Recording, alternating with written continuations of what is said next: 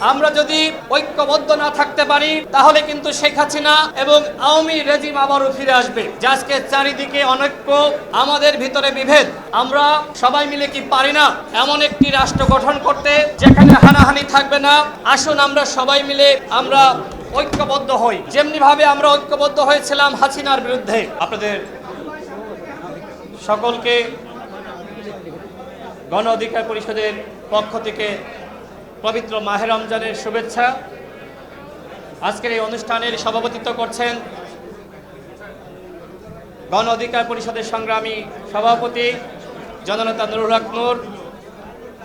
আমাদের মাঝে উপস্থিত আছেন বিএনপি জাতীয় স্থায়ী কমিটির সম্মানিত সদস্য সালাউদ্দিন আহমেদ সহ জাতীয় নেতৃবৃন্দ, সাংবাদিক ভাইরা, আইনজীবীরা এবং অন্যান্য পেশার নেতৃবৃন্দ, সবাইকে শুভেচ্ছা।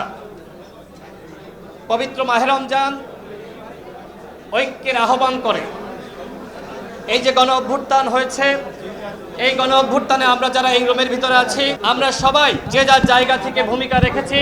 আমরা ফ্যাসিস্ট হাসিনার পতন ঘটিয়েছি, কিন্তু তারপরেও আমরা লক্ষ্য করছি যে আজকে চারিদিকে অনৈক্য, আমাদের ভিতরে বিভেদ, আমরা সবাই মিলে কি পারি না এমন একটি রাষ্ট্র গঠন করতে যেখানে হানাহানি থাকবে না, যেখানে মারামারি থাকবে না, যেখানে বিভেদ থাকবে না। আসুন আমরা সবাই মিলে আমরা ঐক্যবদ্ধ হই, যেমনি ভাবে আমরা ঐক্যবদ্ধ হয়েছিলাম হাসিনার বিরুদ্ধে। আমরা যদি ঐক্যবদ্ধ না থাকতে পারি তাহলে কিন্তু শেখ হাসিনা এবং আওয়ামী রেজিম আবারও ফিরে আসবে। দেশ জুড়ে তোলপাড় ওয়ালটন ফ্রিজ কিনে আপনিও হয়ে যেতে পারেন মিলেনিয়ার। আমরা দেখতে পাচ্ছি যে অন্তর্বর্তীকালীন সরকারের উপরে জনগণের যে ধরনের আস্থা এবং ভরসা ছিল সেটি কিন্তু ডে বাই ডে কমছে। এর কারণ হলো যেই সরকার জনগণের মধ্যে, রাজনৈতিক দলগুলোর মধ্যে ঐক্য ধরে রাখতে পারেনি। বিশেষ করে নির্বাচন নিয়ে একটি অনিশ্চয়তা তৈরি হয়েছে। নির্বাচন কবে হবে, আদৌ নির্বাচন হবে কিনা সেটি আসলে এই মুহূর্তে আমরা কেউই বুঝতে পারছি না। সরকারকে বলবো যে অনতিবিলম্বে আপনারা একটি রোডম্যাপ প্রকাশ করুন। বাংলাদেশের মানুষ চাই গণহত্যার বিচার।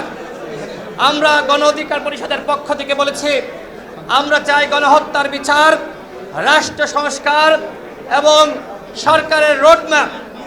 গণ অধিকার পরিষদ এই তিনটি দাবি করেছে, কিন্তু সরকার এখনো পর্যন্ত রাষ্ট্র সংস্কার নাকি শুরুই করতে পারেনি। সরকার এখনো পর্যন্ত গণহত্যার বিচারে কি ধরনের পদক্ষেপ গ্রহণ করেছে আমরা কেউ জানি না। সুতরাং সরকারকে বলবো, জনগণের যে প্রত্যাশা ছিল, আপনাদেরকে যে উদ্দেশ্যে ক্ষমতায় বসিয়েছে, আপনারা জনগণের সেই আশা আকাঙ্ক্ষার বাস্তবায়ন করুন। পবিত্র মাহে রমজানে এখানে সকল রাজনৈতিক দলের নেতৃবৃন্দ আছেন, সবার প্রতি উদাত্ত আহ্বান রাখছি, আসুন যেমনিভাবে আমরা হাসিনার বিরুদ্ধে একতাবদ্ধ ছিলাম, আসুন আমরা সেইভাবে একতাবদ্ধ থেকে নতুন বাংলাদেশ গঠন করি। সকলে ভালো থাকবেন। আল্লাহ হাফেজ। আসসালামু আলাইকুম। জনতার অধিকার আমাদের অঙ্গীকার।